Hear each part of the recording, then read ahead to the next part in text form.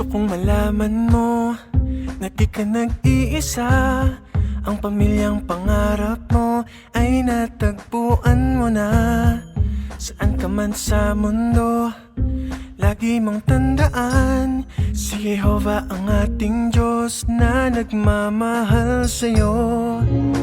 Okay, sarap nga na laging madama ang pag-ibig na tunay.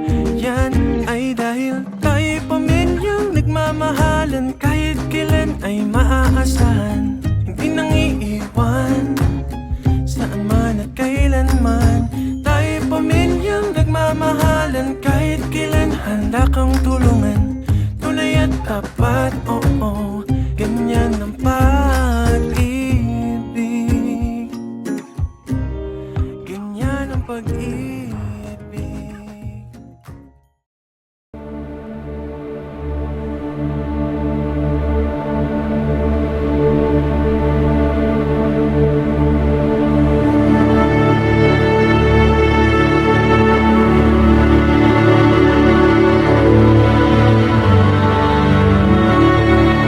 Saan kanya ilagay, gusto ko na mag-grow ka doon.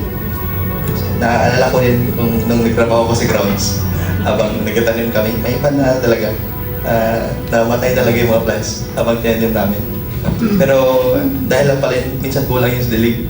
Oo, kulang sa alaga. Pero sa inyo ba? Parang sunflower yun. Yung isa doon, yung hindi mo agad i-judge yung isang kapatid.